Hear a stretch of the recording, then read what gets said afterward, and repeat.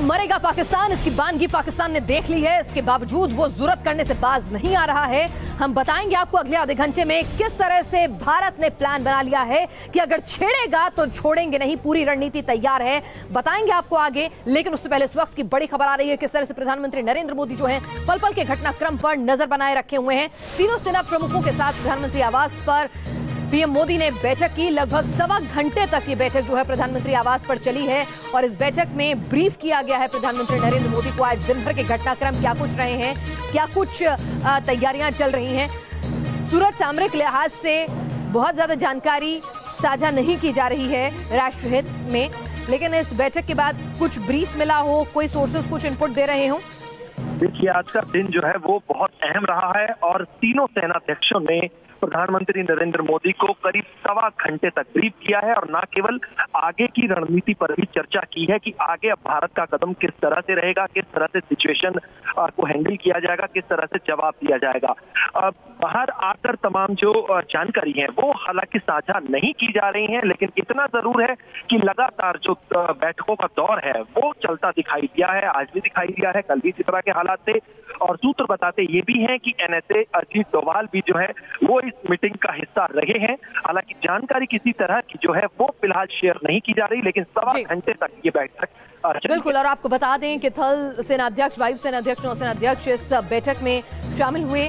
अपनी तैयारियों के बारे में, रणनीति के बारे में और पाकिस्तान क्या कुछ कारगुजारियां कर रहा है उसके बारे में देश के प्रमुख प्रधानमंत्री नरेंद्र मोदी को ब्रीफ किया गया। लेकिन इस सब के बीच में हम लगातार आपको कह रहे हैं कि पाकिस्तान अगर लड़ने की जरूरत दिखाता है, यूं तो उसके पास ना तो हथियारों का जखीरा है, ना आर्थिक तौर पर वो सक्षम है, लेकिन बावजूद उसके भारत ने जिस तरह से घुसकर घर में उसके आतंकी ठिकाने खत्म किए, उसके बाद जब पाकिस्तान ने जवाबी कार्रवाई करने की हिमाकत की, हमारे सैन्य ठिकानों को निशाना बनाकर हमें उकसाने की कोशिश की, तो हमने संयम बरतते हुए सिर्फ जवाब दिया। उसका F-16 विमान जो है मार गिराया। अभी तक हम उसके इस उकसावे में बहके नहीं है, संयम बरते हुए हैं।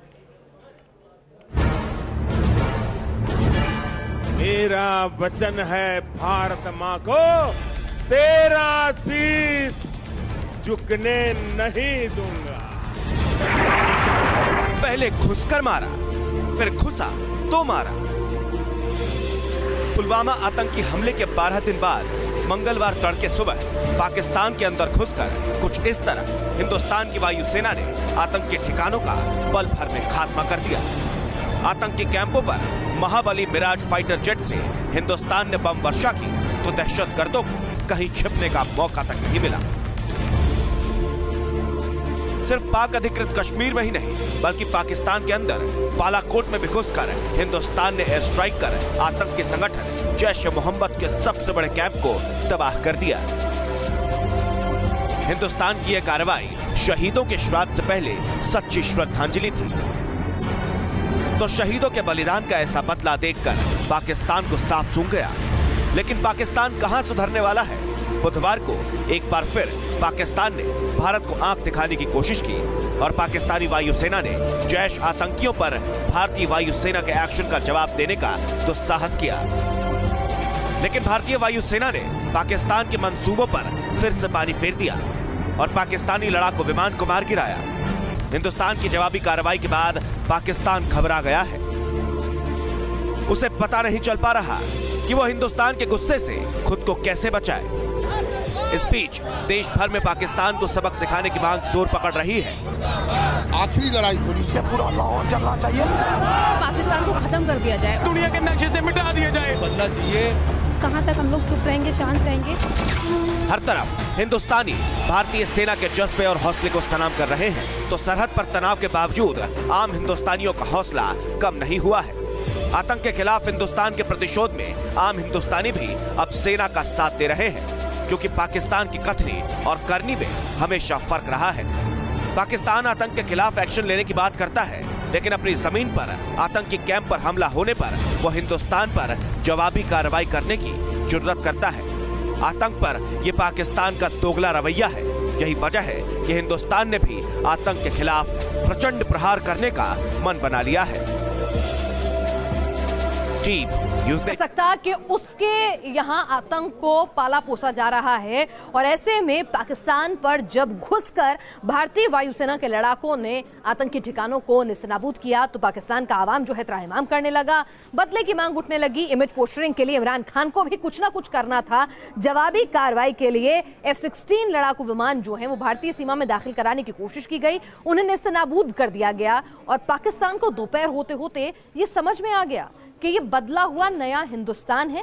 अगर आप छेड़ोगे तो छोड़ेगा नहीं और लड़ोगे तो मारे जाओगे। इसीलिए इमरान खान अपनी प्रेस कॉन्फ्रेंस में दोपहर होते होते ये कहने लगे कि बातचीत कर लीजिए, हम जांच के लिए तैयार हैं, शांति की अपील करते हैं। पाकिस्तान से प्रतिशोध लेने के बाद हिंदुस्तान का जोश हाई है। कश्मीर से कन्याकुमारी तक देश में जश्न का माहौल है। तभी तो कह रहे हैं कि सुन लो पाकिस्तान, क्या कहती है हिंदुस्तान की आवाज। बॉर्डर पर हिंदुस्तान के जाबाज जवान तो पाकिस्तान को ईंट का जवाब पत्थर से देने के लिए तैयार हैं। लेकिन इन तस्वीरों को देखिए, समझिए कि पाकिस्तान के खिलाफ एक्शन के बाद से देश के लोगों में कितनी खुशी है। लोगों का ये जोश और उत्साह साफ झलक रहा है। कोई त्योहार समझिए, इससे बड़ खुशी का कोई चीज नहीं है। एक आर्मी है, हम लोग की इतना जोश है कि हम लोग का अगर सरकार आज्ञा दे तो पाकिस्तान में ढुक के मार सकते हैं। ये हम चाहते हैं अपना सेना से। एक तरफ जहां बॉर्डर पर सेना के जवान पाकिस्तान के हर हमले का मुंहतोड़ जवाब दे रहे हैं, तो वहीं सीमावर्ती इलाकों में भी लोगों का हौसला कम नहीं हुआ है। ये जम्मू कश्मीर का सांबा इलाका है। पाकिस्तान अक्सर सीज फायर उल्लंघन कर इस इलाके को निशाना बनाता रहा है। बावजूद इसके लोग डरकर भाग नहीं रहे हैं, बल्कि सेना के साथ कंधे से कंधा मिलाकर खड़े हैं। सर देखो, जब भी जहां फायरिंग होती है तो हमको कभी आगे पीछे दौड़ लगी रहती है। तो हमारा भी कुछ, हम ऐसे सिपाही हैं कि बिना वर्दी के सिपाही हैं।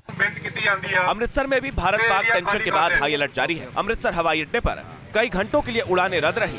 पूरे शहर में जगह जगह चेकिंग चल रही है। यहाँ भी कई गांव सीमा से लगते हैं, जहां गांव वाले LOC के किनारे खेती करते हैं। लेकिन यहाँ भी लोग डर कर भाग नहीं रहे, बल्कि डट कर तैनात हैं। कोई गांव में लोगों के पूरे हौसले बुलंद है, ऐसी कोई बात नहीं है। वो पूरा पहले भी 65 की और 71 की जंग उन्होंने देखी, उनके मन में कोई ऐसा जो कमजोरी नहीं लग रही, वो पूरे बुलंद है। और फोर्सेज हमारी पूरी बुलंद है। मैं BSF के साथ भी मिला, आर्मी के साथ भी मिल रहे हैं, गाँव गाँव में लोगों से मिल रहे हैं। पूरा देश एक मुट्ठ है और हमारी सेना के साथ खड़ा है। हमारे जवानों ने पाकिस्तान को करारा जवाब दिया है। अपनी गलतियों से बाज नहीं आने पर एक बार फिर उनके फाइटर प्लेन को गिराकर उन्हें सख्त संदेश दिया है। बस पाकिस्तान ये समझ नहीं पा रहा कि लड़ेगा तो मरेगा पाकिस्तान। Team news nation. लड़ेगा तो पाकिस्तान, मरेगा मुंह की खाएगा। पाकिस्तान ये बात अच्छी तरह से जानता है कि ना तो उसके आर्थिक हालात, ना ही अंतर्राष्ट्रीय स्तर पर अगर कूटनीतिक लिहाज से बात करें तो मुल्क उसके साथ खड़े हुए हैं, और ना ही उसकी सैन्य इतनी है कि वो भारत से पंगा लेने की जरूरत कर सके। लेकिन बावजूद इसके वो लगातार भारत को उकसाने की कोशिश कर रहा है, सीज फायर का उल्लंघन कर रहा है। तो उसको देखते हुए अलग अलग देश के हिस्सों में हाई अलर्ट जो है जारी कर दिया गया है। जम्मू में किस तरह से पाकिस्तान की फायरिंग के बीच आसपास के जो सेना के जो LOC के पास के गांव हैं, वहां पर कैसा अलर्ट है, बता रहे हैं शहनवाज। भारत पाकिस्तान में चल रहे तनाव के बीच जम्मू कश्मीर में सुरक्षा जो है उसको और भी ज्यादा कड़ा कर दिया गया है और जगह जगह जम्मू कश्मीर पुलिस के नाके जो हैं वो यहाँ पर लगाए गए हैं।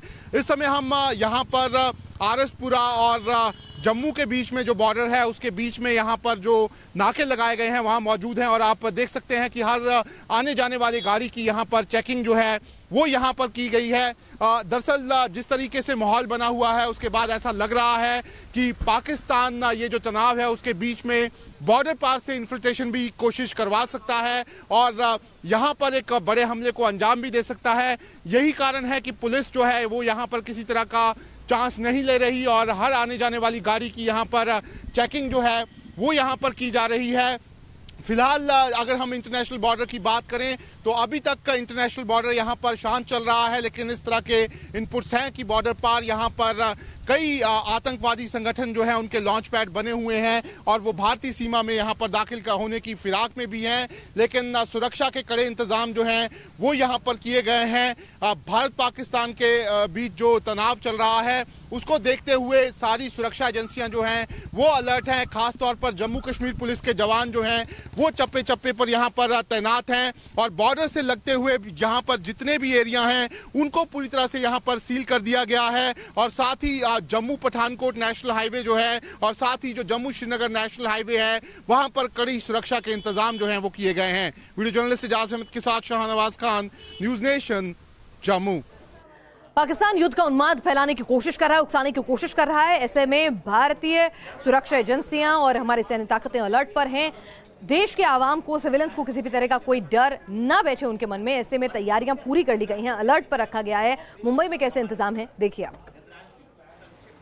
भारतीय वायुसेना द्वारा सीमा पार जाकर पाकिस्तान के बालाकोट में बमबारी करने से कई आतंकवादियों की मौत हुई।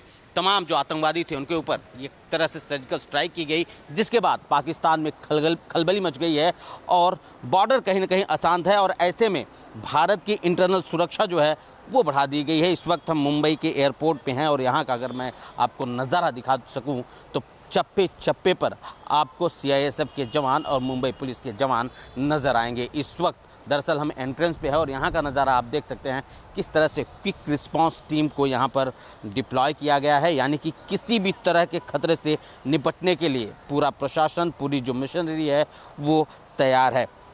बात करें अगर इस स्पेशल हाई अलर्ट को लेकर तो इसके तहत मुंबई समेत देश के कई हवाई अड्डों को अलर्ट किया गया है। जाहिर है मुंबई अपने आप में एक आर्थिक राजधानी है देश की और यही वजह है कि हमेशा से आतंकियों के हिट लिस्ट में रही है मुंबई और ऐसे में मुंबई पर खतरा बढ़ जाता है और यही वजह है कि मुंबई के तमाम जो महत्वपूर्ण संस्थान हैं वहाँ की सुरक्षा व्यवस्था बढ़ा दी गई है और लोगों को अलर्ट जारी कर कहा गया है कि लोग अलर्ट रहें।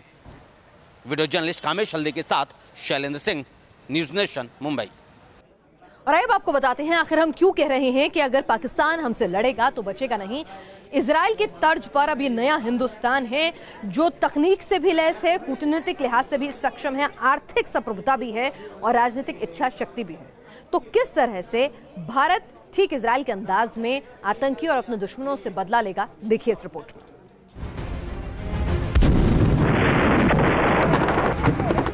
घर में घुसकर मारेंगे, घर में घुसोगे तो मारेंगे। F-16 हो या फिर कोई और दुश्मन का विमान, दुश्मन की हर निशानी को मिटा देंगे। पाकिस्तान को हिंदुस्तान की इस ताकत का एहसास हो रहा है। पहले हिंद के वीरों ने पाकिस्तान में घुसकर आतंक के टारगेट को तबाह किया। इसके बाद जब पाकिस्तानी विमानों ने हिंदुस्तानी सीमा में घुसपैठ की कोशिश की तो उन्हें करारा जवाब दिया गया। जिस तरह के ऑपरेशंस के लिए इजराइल को माना जाता है उसी तरह के ऑपरेशन को हिंदुस्तान अंजाम दे रहा है।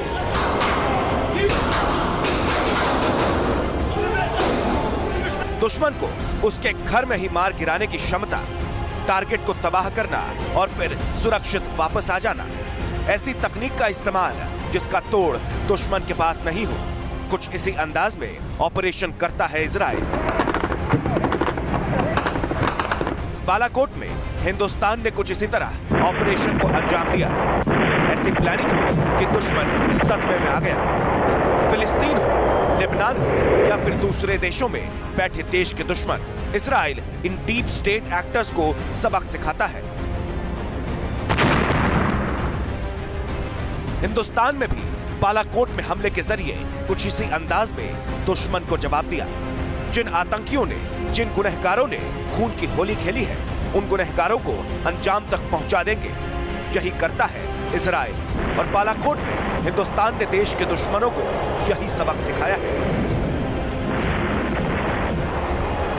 एक अलग तरह का आत्मविश्वास, पूरी मुकम्मल तैयारी और अलग तरह का जज्बा नजर आता है हिंदुस्तान में।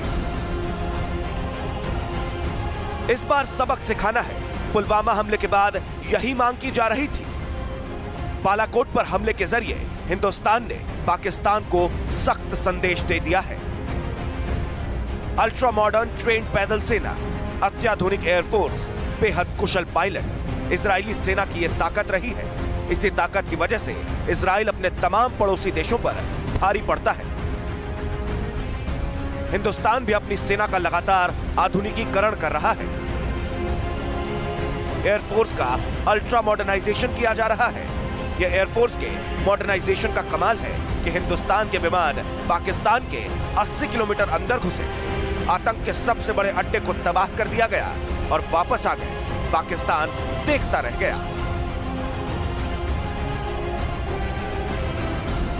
वायुसेना की अल्ट्रा मॉडर्नाइजेशन का प्रतीक है A-50 अवॉक, यानी airborne warning and control aircraft. यह विमान रडार सिस्टम और इलेक्ट्रॉनिक सर्विलांस के लिए काफी अहम है। साल 2000 में इस विमान को भारत ने रूस से खरीदा था। बालाकोट हमले के पहले भारतीय सेना ने इस विमान का इस्तेमाल पाकिस्तानी रडार सिस्टम, उसकी गतिविधियों को पता लगाने के लिए किया था। इस विमान की मदद से भारत पाकिस्तान के अंदर और उसके हवाई क्षेत्र की जासूसी में सक्षम हो गया। हर हमले के पहले जैसी तैयारी इजराइल करता है, वैसी ही तैयारी हिंदुस्तान ने की। पहले बालाकोट में आतंक के अड्डों को तबाह किया गया और उसके बाद अब पाकिस्तान की हर साजिश को नाकाम किया जा रहा है। Team news nation. आतंक से लड़ने के लिए इजराइल न सिर्फ हिंदुस्तान की तकनीकी तौर पर मदद कर रहा है, लेकिन हिंदुस्तान में भी ठान लिया गया है कि वो इजराइल की तर्ज पर ही अब आतंक का खात्मा करके ही दम लेगा। जिस तरह से इजराइल 50 सालों से आतंक का दंश झेला उसने, उसके बाद एक भी आतंकी अब आंख उठाकर इजराइल की तरफ देखने की जरूरत तक नहीं कर सकता। ऐसे कड़े उसने सुरक्षा नियम कायदे अपने लिए बना लिए हैं। आइए आपको बताते हैं हिंदुस्तान, नया हिंदुस्तान कैसे इजराइल की तर्ज पर आतंकियों का खात्मा करेगा और दुश्मनों को छोड़ेगा नहीं। हिंदुस्तान की तस्वीर अगर किसी देश से सबसे ज्यादा मिलती जुलती है तो वो देश है इजराइल, जिसने इन्हीं हालात से लड़ना सीखा है, इन्हीं हालात पर काबू पाना सीखा है। और आज की तारीख में इजराइल ऐसा मुल्क बन चुका है कि अगर वो आंख उठा दे तो आतंकियों के पसीने छूट जाएं। भारत 90 के दशक से आतंक का दंश झेल रहा है, जबकि इजराइल को आतंक से मुकाबला करते 50 साल का वक्त बीत चुका है। ये बात पूरी दुनिया जानती है कि भारत में आतंकवाद पाकिस्तान से एक्सपोर्ट किया जाता है और आतंकवादियों को पाक ऑक्यूपाइड कश्मीर में ट्रेनिंग दी जाती है। इजराइल के हालात भी कुछ सालों पहले तक ऐसे ही थे। हमास का आतंकवाद, हिजबुल्लाह का आतंकवाद और फिलिस्तीनी संगठनों का विरोध, बावजूद इसके इजराइल के लोग आतंकवाद के खिलाफ एकजुट होकर खड़े रहते हैं और आतंकवाद का मुकाबला करते हैं। जब भी दुनिया में कहीं कोई बड़ा आतंकी हमला होता है तो इजराइल का जिक्र जरूर होता है, क्योंकि इजराइल आजादी पाने वाला दुनिया का नया मुल्क है। आज की तारीख में आतंक से कैसे निपटा जाए, ये इजराइल से बेहतर कोई नहीं समझ सकता।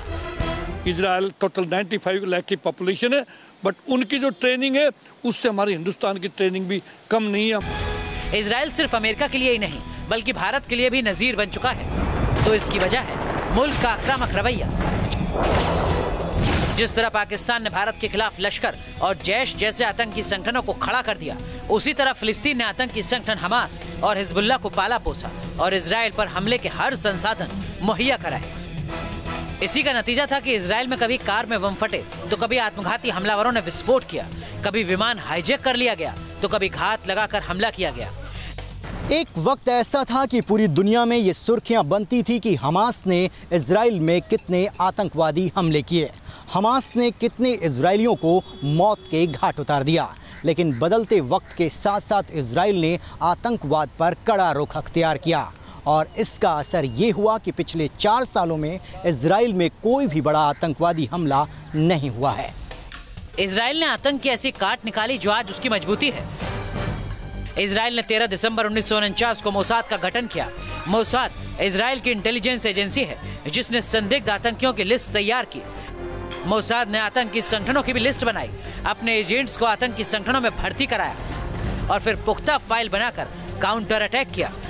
इजराइल ने आतंक पर जब जीरो टॉलरेंस की नीति अपनाई तो इसमें सेना का सबसे बड़ा हथियार था मोसाद, जिसने चुन चुन कर हमले किए और देश के लिए खतरा बनने वाले लोगों का सफाया किया। 1972 के म्यूनिख ओलंपिक के दौरान ओलंपिक विलेज में इजराइल के खिलाड़ियों का कत्ल कर दिया गया। इसके बाद इजराइल की सरकार ने यह फैसला लिया कि वो गुनहगारों से बदला जरूर लेगी और इसके बाद इजराइल की खुफिया एजेंसी मोसाद ने एक एक करके तमाम गुनहगारों को मौत के घाट उतार दिया। इजरायली खिलाड़ियों पर जिन आतंकियों ने हमला किया उन्हें मोसाद मौत के घाट उतार चुकी थी, लेकिन सबक पाकिस्तान जैसे उन देशों को भी सिखाना था जो अपनी सरपरस्ती में आतंक की पौध तैयार करते हैं। तो म्यूनिख नरसंहार के 2 दिन के बाद ही इजरायली सेना ने सीरिया और लेबनान में मौजूद फिलिस्तीन लिबरेशन ऑर्गेनाइजेशन के 10 ठिकानों पर बमबारी की। और आइए इस सब के बीच में हम दर्शकों को कुछ जानकारी साझा करते हैं कि आप पैनिक ना करें। आपको ये बता दें कि तमाम हवाई अड्डे जो हैं अब हवाई यातायात के लिए जो है वो खुले हुए हैं। किसी भी हवाई अड्डे पर कोई रोक नहीं है। अफवाहों पर कतई भी ध्यान ना दें। रेल सेवा पर कोई भी असर नहीं हुआ है। हालांकि हाँ, सिक्योरिटी रीजंस की वजह से सिक्योरिटी चेक जो है वो थोड़ा बढ़ा दिया गया है। देश के किसी हाईवे पर कोई असर है? बिल्कुल ये खबरें कोरी गलत हैं कि सेना ने कोई हाईवे बंद कर दिया गया है। कोई हाईवे बंद नहीं हुआ है। देश के किसी भी एयरपोर्ट पर कोई असर नहीं है। थोड़ी देर के लिए हवाई सेवाएं रुकी थी। जैसलमेर को छोड़ के अभी तमाम एयरपोर्ट जो हैं उस पर हवाई यातायात सामान्य है। ध्यान दें, अफवाहों पर कतई गौर ना करें। पहले खबरों को सत्यापित करें और फिर उन पर विश्वास करें। फिलहाल इस बुलेटिन में इतना ही।